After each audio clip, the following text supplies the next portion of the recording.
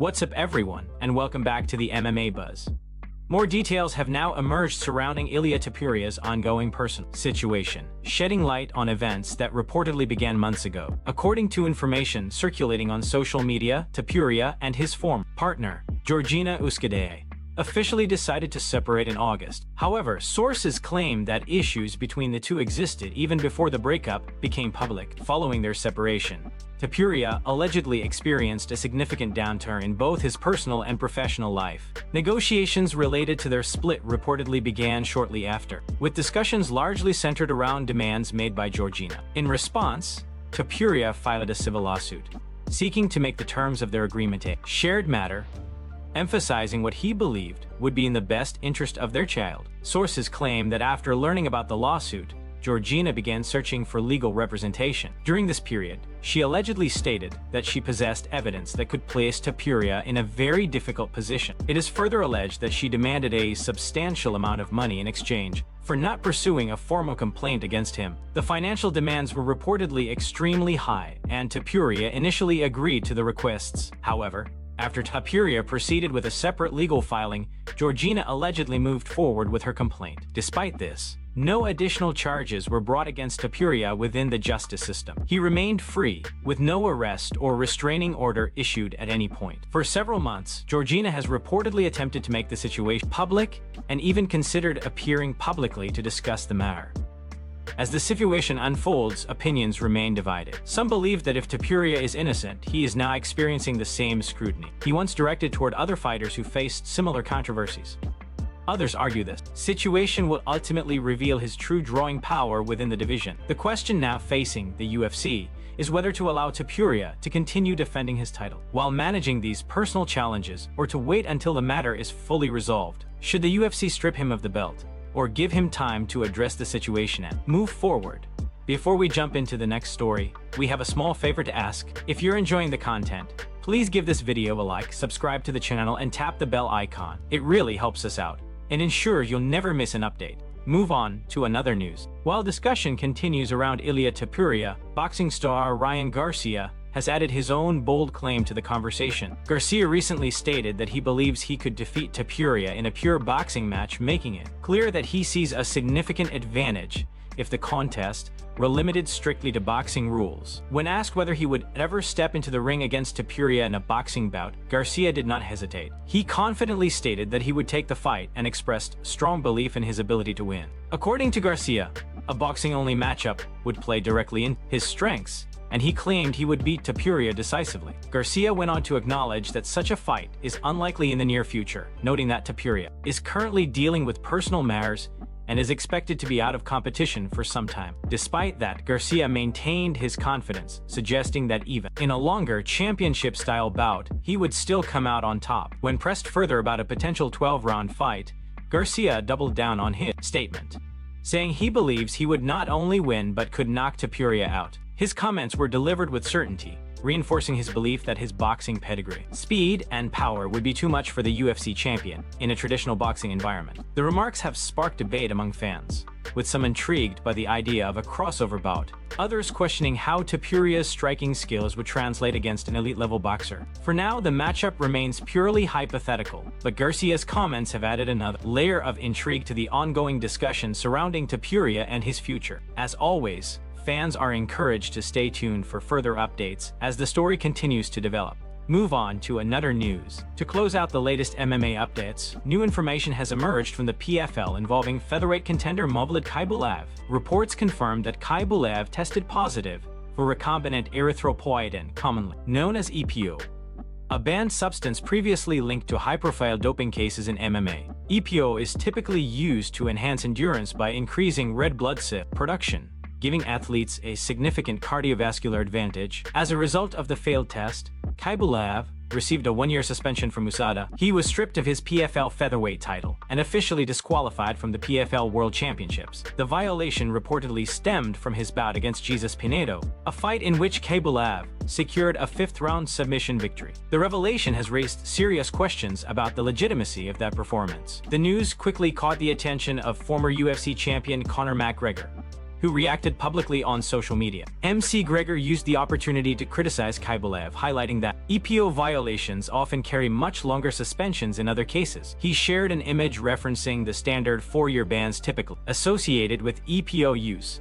suggesting inconsistency in enforcement. MC Gregor's reaction was widely interpreted as personal, as Khamzat is closely affiliated with Team Khabib and has reportedly trained alongside Khabib Nurmagomedov since childhood. Given MC Gregor's long-standing rivalry with Khabib and his camp, the response added fuel to an already controversial situation. Additional reactions followed from other fighters impacted by the result. One of Khamzat's former opponents expressed frustration, stating that the outcome of their fight had significant financial consequences. He claimed the loss cost him millions of dollars and described the situation as losing a close decision to an athlete now labeled as a known cheater. As the fallout continues, the case has reignited debate around performance-enhancing drugs, consistency in punishment, and the long-term impact doping scandals have on fighters, promotions, and the sport as a whole. Move on to another news. PFL featherweight champion Mevlid Khamzat has been handed a 1-year suspension following a doping violation, marking a significant development in the organization's 2025 season. According to official reports, Khamzat tested positive for recombinant erythropoietin, commonly known as EPO, a banned substance widely associated with endurance enhancement. The failed sample was collected during the in-competition testing period at the PFL World Tournament Finals on August 1, 2005. EPO is prohibited due to its ability to increase red blood cell production, which significantly improves oxygen delivery and cardiovascular endurance. These effects can provide a major competitive advantage in high-level combat sports. In an official statement, the PFL confirmed it had been notified by USADA that Khamzat tested positive following his bout at the 2025 PFL World Tournament Finals held in Atlantic City, New Jersey. Under PFL rules and regulations, Khamzat has been disqualified from the 2025 World Tournament. As a result of this disqualification, he forfeits the title of 2025 PFL Featherweight Tournament Champion, along with the championship belt and all associated bonus awards. The organization emphasized its stance on the matter, stating that the PFL maintains a zero-tolerance policy toward the use of performance-enhancing substances and remains fully committed to fair competition, athlete safety, and the integrity of the sport. The suspension quickly sparked widespread discussion within the MMA community, particularly due to Khamzat's known friendships and training relationships with high-profile fighters such as Khabib Nurmagomedov and Islam Makhachev. Former UFC bantamweight champion Aljamain Sterling weighed in on the situation, questioning the effectiveness of drug testing as a deterrent. He expressed that, while he respects athletes, it is difficult to respect those who willingly choose to cheat. Sterling later responded to fan comments making broad accusations, stating he would not generalize entire groups of fighters but acknowledged that some competitors continue to use banned substances. He added that athletes who feel mentally or physically unprepared should not compete, rather than turning to performance enhancers. Former opponent Brendan Loughnane, who faced Khamzat in 2021 and lost a split decision, also reacted strongly. He stated that the result of that fight cost him millions of dollars and described the situation as losing to a fighter now labeled as a known cheater, calling it another example of how unpredictable and unforgiving the sport can be. Move on to another news. During a recent discussion about the current state of mixed martial arts, legendary former UFC champion Anderson Silva shared his thoughts on a potential matchup between Alex Pereira and Khamzat Chimaev. When asked about Chimaev, Silva offered high praise for the undefeated contender, acknowledging his dominance and unique skill set. Silva described Chimaev as an exceptional and dangerous fighter, emphasizing his physical strength, aggression, and relentless pressure inside the cage. According to Silva, Chimaev's ability to impose his will early in fight has made him one of the most feared competitors in the division. He referred to Chimaev as a beast, highlighting the respect he commands among elite fighters and champions alike. Despite his admiration for Chimaev, Silva made it clear that he believes Alex Pereira would still have a strong chance if the two were ever to meet. Silva explained that Pereira's striking experience, composure under pressure, and knockout power could pose serious problems for anyone, including a dominant grappler like Chimaev. He suggested that Pereira's background in elite-level kickboxing and his ability to manage distance would be key factors in such a matchup. Silva noted that while Chimaev's wrestling and ground control are major advantages, Pereira's confidence, timing, and fight IQ could shift the momentum if the fight remained standing. According to Silva, Pereira's calm approach and ability to capitalize on small openings make him a dangerous opponent for any fighter, regardless of style. While the matchup remains hypothetical, Silva's comments have fueled debate among fans and analysts. Some believe Chimaev's pressure and grappling would overwhelm Pereira, while others agree with Silva that Pereira's striking power and experience could turn the fight in his favor. As the middleweight division continues to evolve, a potential clash between Alex Pereira and Khamzat Chimaev would undoubtedly be one of the most anticipated fights in the sport, combining elite striking with dominant grappling at the highest level of competition. Move on to another news.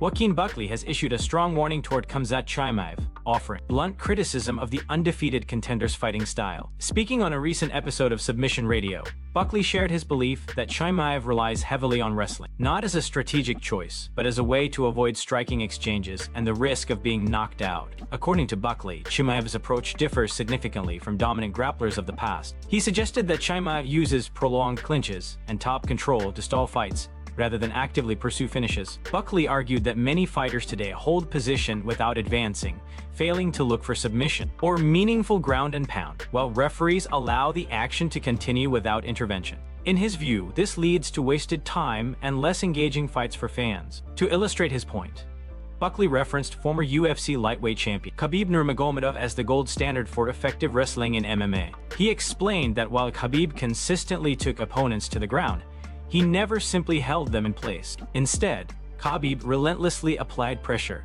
landing damaging strikes, forcing movement and breaking opponents down physically and mentally. Buckley pointed to Khabib's performance against Edson Barboza as an example of how grappling can be both dominant and destructive. Buckley made it clear that he respects wrestling when it is used to inflict damage and seek finishes. However, he criticized fighters who, in his opinion, use wrestling solely as a safety net to avoid standing exchanges. He stated that if a fighter is unwilling to strike because of fear of being knocked out, then that approach deserves scrutiny. Taking his comments a step further, Buckley revealed that he even offered Chimaev $50,000 to stay on the feet for at least one full round without using his wrestling. Buckley claimed that if Chimaev were to do so, he would be knocked out and exposed to the world as not being the unstoppable force many believe him to be. Buckley's remarks have sparked debate among fans, with some agreeing that Chimaev's grappling-heavy approach limits excitement, while others argue that dominance, regardless of style, is what truly defines greatness. The question now remains whether Chimaev will ever choose to test himself fully in striking exchanges or continue relying on the path that has made him so successful. Move on to another news. Following the fight, Mehdi Baydulaev offered his perspective on the ongoing comparison between Arman Tsarukyan and UFC lightweight champion Islam Makhachev. Baydulaev, who has trained extensively with Makhachev and has also grappled with Tsarukyan, shared a decisive opinion based on first-hand experience with both fighters. According to Baydulaev, the difference between the two is significant. He described the gap as night and day, emphasizing that while Tsarukyan is a highly skilled and physically strong competitor, Makhachev operates on an entirely different level when it comes to wrestling control, pressure, and submission ability. Baydulaev stated that in a grappling-focused scenario, he believes Makhachev would be able to submit Tsarukyan multiple times within a short span, citing Islam's efficiency and dominance on the mat. Drawing from his personal training sessions, Baydulaev explained that grappling with Makhachev felt fundamentally different compared to Tsarukyan. He noted that he never experienced the same level of control or threat when working with Tsarukyan that he felt with Makhachev. While he acknowledged that Tsarukyan's wrestling is strong and persistent, he characterized it as more sticky, meaning it relies heavily on pressure and physical engagement rather than complete positional dominance. In contrast, Baydulaev praised Makhachev for having a well-rounded grappling arsenal. He highlighted Islam's ability to seamlessly combine wrestling, positional control, transition, and submissions, making him extremely difficult to escape once he establishes top position. According to Baydulaev, Makhachev's control feels calculated and suffocating, with every movement designed to advance toward a finish. While Baydulaev made it clear that Tsarukyan is an elite lightweight and a serious threat to anyone in the division, his comment reinforced the belief held by many that Makhachev remains the gold standard in grappling at 155 pounds. His assessment adds further insight into why Makhachev continues to dominate elite competition and why comparison between the two, at least from a grappling standpoint, still heavily favor the reigning champion. Move on to another news. Former UFC champion Quinton Rampage Jackson recently made candid remarks regarding his plans for the holiday season, revealing that he will not be buying Christmas gifts for his son Raja this year. Jackson suggested that most people familiar with the situation would already understand the reason behind his decision, though he did not go into specific details publicly. Speaking openly, Jackson made it clear that his choice was intentional and rooted in personal circumstances rather than financial limitation. His comments reflected frustration, as he expressed that Raja would not be receiving any gifts this Christmas. While his language was blunt, the remarks appeared to stem from deeper family-related issues rather than a general statement about parenting or discipline. Jackson went on to clarify that his decision does not apply to all of his children. He stated that his 3 youngest kids will still have a positive and enjoyable Christmas, emphasizing that they will be well taken care of during the holidays. This distinction suggested that his comments were directed toward a specific situation rather than representing a broader family dynamic. He also briefly mentioned uncertainty regarding his daughter, indicating that her situation may be handled differently. Although Jackson did not elaborate further, his remarks hinted at ongoing personal challenges within his family that he prefers to keep largely private. The comments quickly gained attention online, with fans reacting in mixed ways. Some expressed concern, while others acknowledge that family matters can be complex and deeply personal. Jackson's openness, while controversial to some, reflects his long-standing reputation for being outspoken and unfiltered. As a public figure, Jackson's statements often spark discussion, but ultimately, the situation highlights the reality that even high-profile athletes face personal and family struggles behind the scenes. While his comments were direct, the full context remains known only to those closest to him, and fans are left to interpret his words without all the details.